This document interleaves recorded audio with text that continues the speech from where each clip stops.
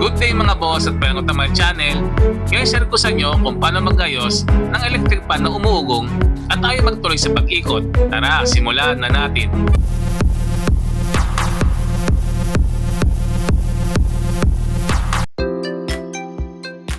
Mga boss, ito po isang stand fan. Pinagawa po ito dahil umugong lang daw po ito at umaandar lang po kapag nasa number 3 at sobrang hina ng ikot. Huwag niyo po itong tatapon. Yan 90% po ng ganitong sira ay madali lang pong maayos. Okay. Try po natin paandarin.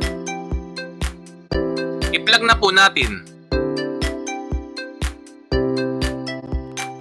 As per customer po, maandar po ito sa number 3. Kaya tinesting po agad natin. Medyo mabigat po yung blade. Kaya hindi po umiikot ang motor kapag nakalagay na ang blade. Kapag umiikot po, pero napipigilan po ang shafting sa pag-ikot, posible po na may gasgas o may hukay na ang shafting at bushing. Pwede rin po na sira na at palitin na ang kapasitor. Pwede rin pong natuyuan na ng langis yung shafting at bushing. Para malaman po kung may diferensya po ang shafting at bushing, kalugin lamang po ito taas-baba. Kung wala pong kalog, ibig sabihin po ay buo po ang shafting at bushing. Posible po na weak capacitor na po ito. Hindi po open capacitor, kundi weak capacitor. Dahil kapag umuugong lang po ito, open na po yung capacitor. Pero kung mabagal umandar at patigil-tigil, weak capacitor po ito. Hindi lang po halata na sira na po yung capacitor. Dahil yung iba po kasi ay lumulobo at pumuputok. That's right! Palitan na po natin ang capacitor. Bago po natin palitan ng capacitor, siguraduhin po natin na naka-unplug ang unit. Huwag po tayo magbubukas ng electric appliances kapag may power po ito. Kakatapos lamang po natin linisin yung fan blade, front at back guard nito. Ang madalas po kasi nakakasira sa electric fan ay ang dumi at alikabok sa loob ng motor nito. Magre-resulta po kasi ito sa pagkatuyo ng langis sa shafting at bushing. Kaya nahihirapan po itong paandarin ng kapasitor at nagre-resulta sa pagkasira nito. Okay. Maganda po sana na kada buwan ay nalilinis po ang blade at mga guard nito. Dahil kung hindi po, matutuyuan po ulit ito ng langis na magre-resulta ng muling pagkasira nito. Oh no! Hindi rin po advisable yung binabalutan ng plastic yung buong guard cover. Tapos ay i-sprayan ng liquid soap. Pagkatapos ay papaandarin yung electric fan. Pwede po kasing mabasa yung motor nito at magresulta ng pagka-ground nito. Oh no!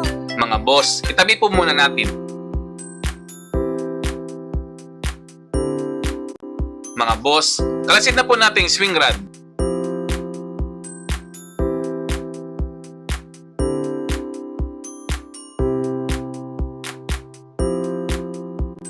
Pwede po natin tanggalin yung mismong motor o pwede rin po natin tanggalin yung screw ng leeg na nakakonekta sa stand.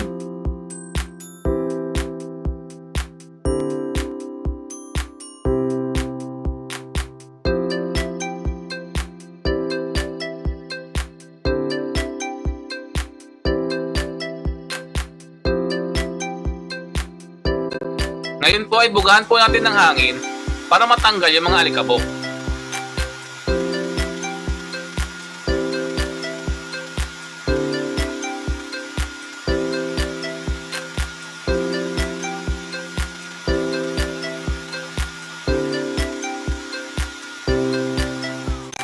Kung wala po kayong blower, kahit brushin nyo na lang po.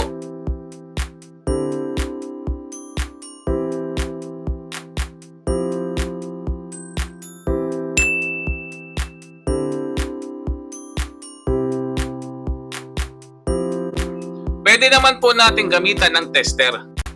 Pero kung alam naman po natin na gumagana ang motor at ang sira ay ang kapasitor, kahit diretso na po tayo palit ng kapasitor. That's right! Pagdating po sa kapasitor, maaari po kayong gumamit ng same specs o mas mataas ng 0.5 microfarad.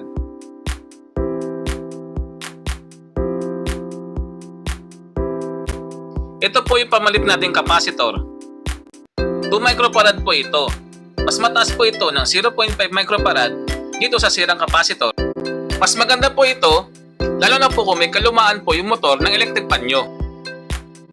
Makakatulong po ito para bumilis po ang ikot nito. Great. Sa pagtatanggal po, tanggalin lang po ang screw na nasa may gearbox.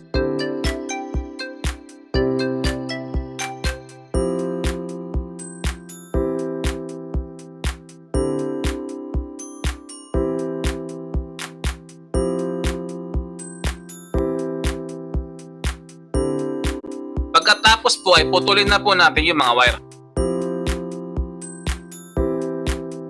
Ngayon naman po ay palit na po natin yung bagong capacitor.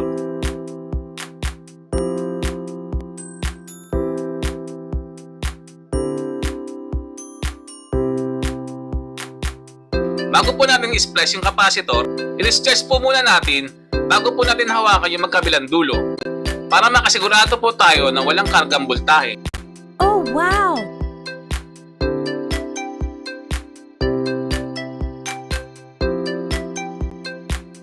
Sa pagbabalik po, pwede po tayong gumamit ng twist-on wire connector o pwede naman kahit electrical tape lang. Okay!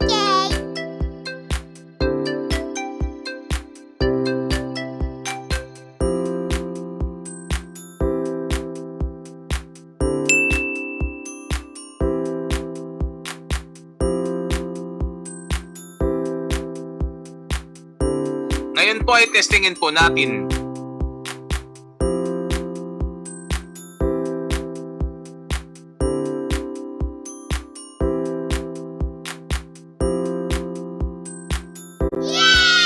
Mga boss, umandar na po at di na po patigil-tigil. Mga boss, marami pong technician ang hindi na po nag-check ng shafting at bushing kapag nakapagpalit na po ng capacitor. Oh, no! Pero mas maganda po, nalilinisin na rin po natin yung shafting at bushing nito. That's right. Mga boss, tanggalin po ulit natin yung connection ng capacitor. What?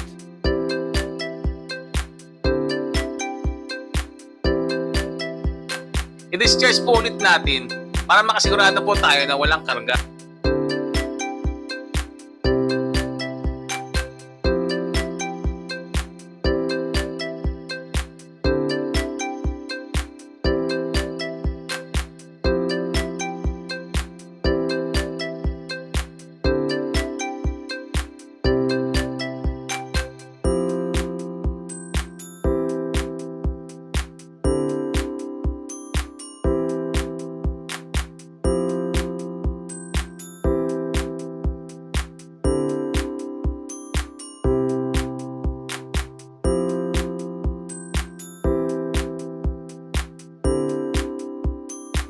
Para matanggal po ang shafting sa motor, kailangan po munang tanggalin yung pin sa shafting. Okay!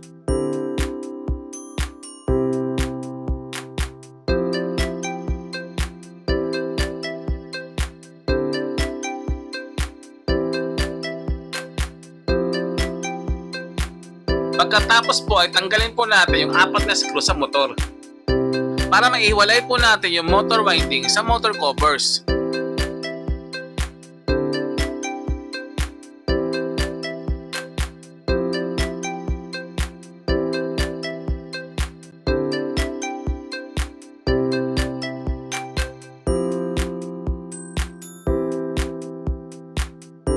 Mga boss, tanggalin po muna natin yung rotary switch dahil nakaharang po ito sa screwan ng motor cover.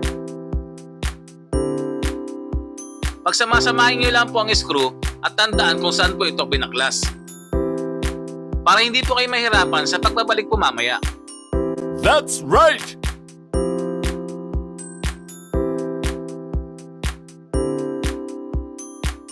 Para paghiwalayin po ang motor winding sa motor cover,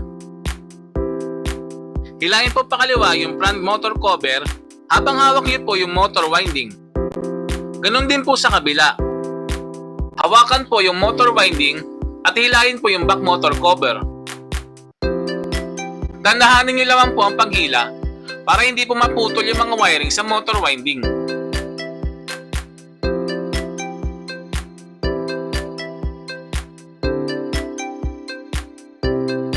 Kung sakali naman pong may kumalas na wiring, agad po itong talian ng cable tie para hindi maputol.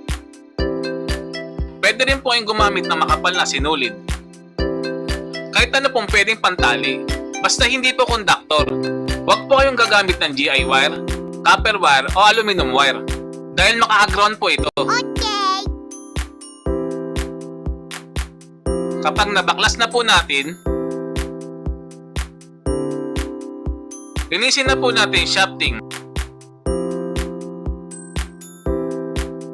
Tanggalin po natin yung kanyang spacer at washer.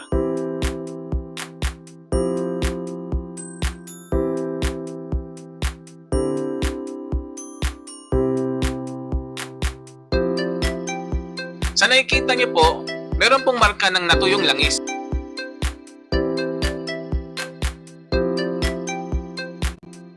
Kumuha po tayo ng basahan at subukan po natin punasan kung matatanggal yung natuyong langis. Pagkatapos po, ibalik na po natin yung spacer at washer.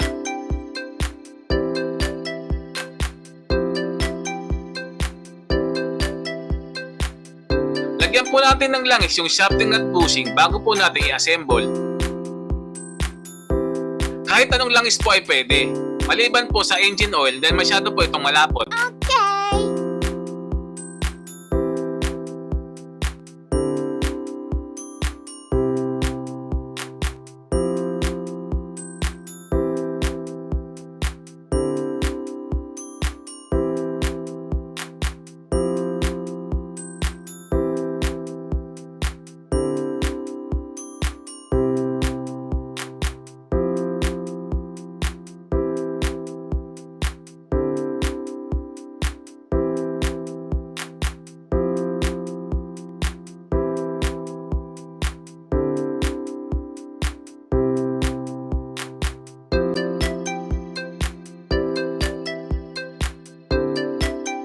Tandaan po palagi na nasa taas po ang swing knob at sa baba naman po yung neck rod. Marami po kasi nababaligtad yung pagkakabit ng motor cover. Oh yes.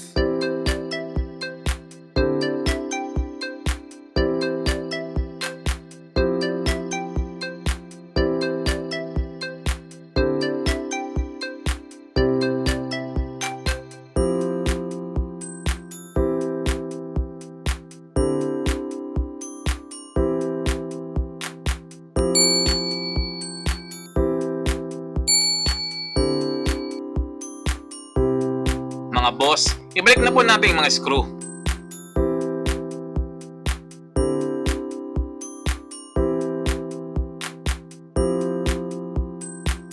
Huwag niyo po masyadong higpitan. Ilagay niyo po muna lahat ng screw. Saliwaan po ang gawin yung pag-screw para mabalance po yung winding sa motor cover. Wow.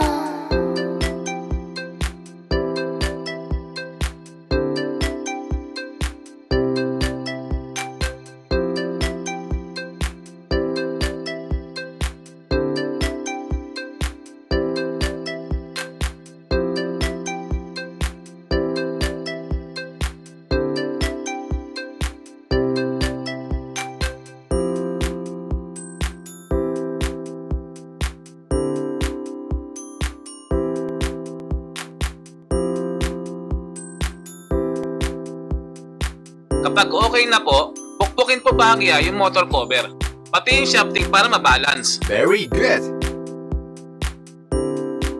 Gamitan po natin ng drill para sigurado pong masikip yung pagka-screw. O pwede kayong gumamit ng flat screwdriver pagkatapos nyong gamitan ng Phillips screwdriver.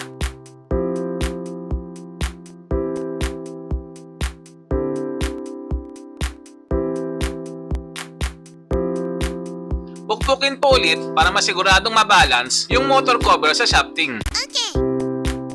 Dapat po ay malambot ikutin at matini yung ikot ng shafting. Mga boss, ilagay na po natin yung pin ng shafting.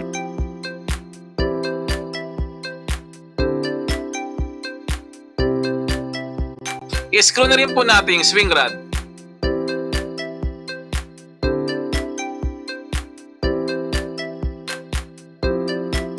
Ibalik na rin po natin yung fan speed selector switch.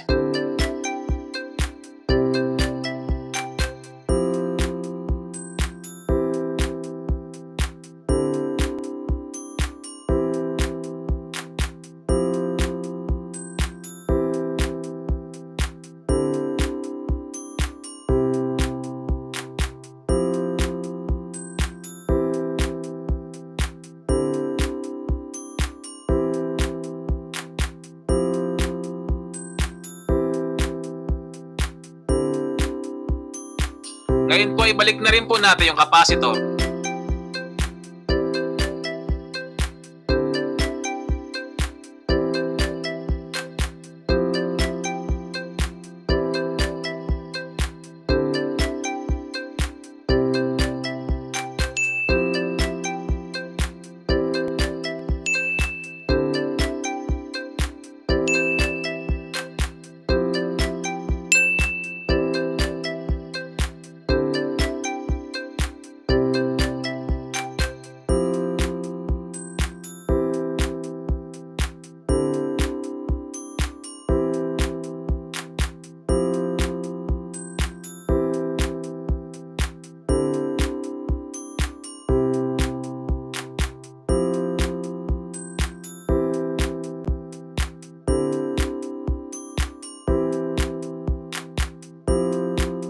Ngayon po ay screw na po natin yung capacitor.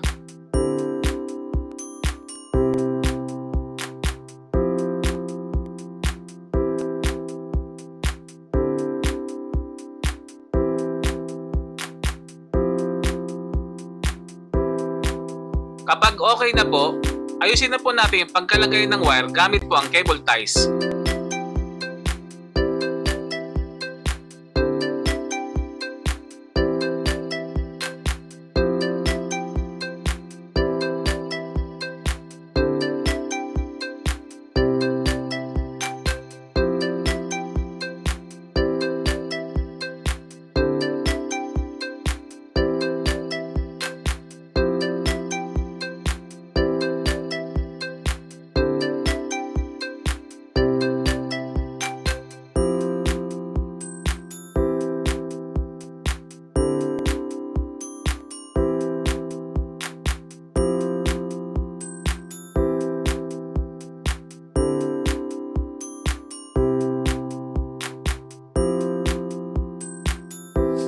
Ngayon naman po, ilagyan naman po natin ng grasa yung loob ng gearbox.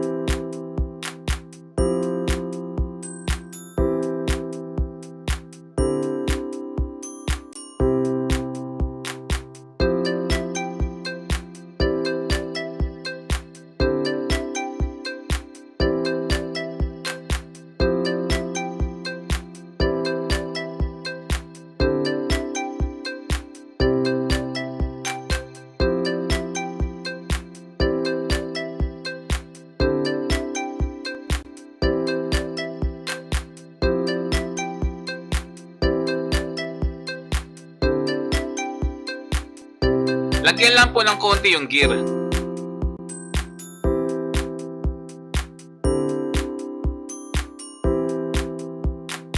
Pagkatapos po ay ibalik na po yung takip.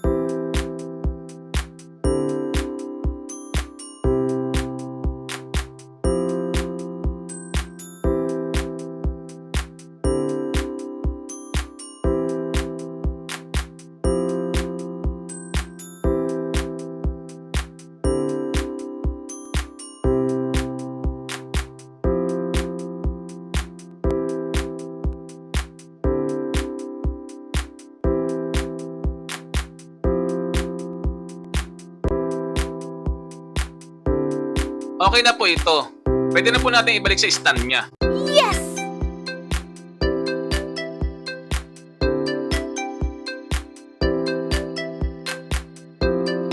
Huwag pong kalimutang ilagay yung screw ng stand para hindi mahugot sa pagkalagay. Okay.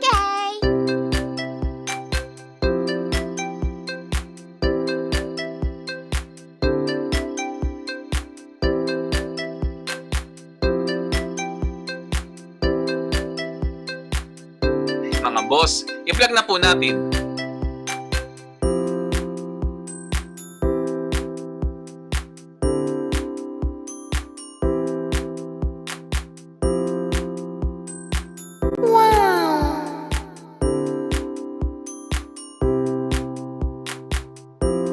Mga boss, malakas na pong umikot. Hindi na rin po mapigilan ng kamay. Very good. Ngayon po ibalik na po natin yung pan covers.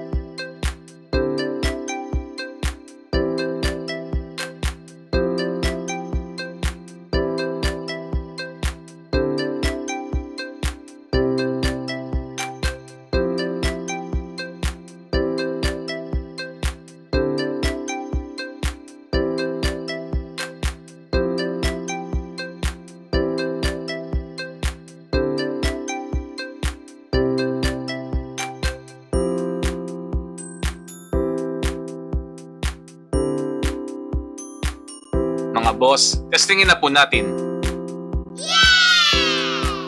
Mga boss, okay na po ito. Sana po ay nakatulong ang aking video. Mga boss, kung nagustuhan niyo po aking video, huwag niyo po sanang kalimutang mag-like, share and subscribe sa aking channel at pindutin ang notification bell para lagi po updated sa aking mga bagong video. Mga boss, hanggang dito na lamang at maraming salamat po. Boss, if you learned something on my video, make sure to like, share, and subscribe to my channel. See you on my next vlog. Thank you. Thanks for watching.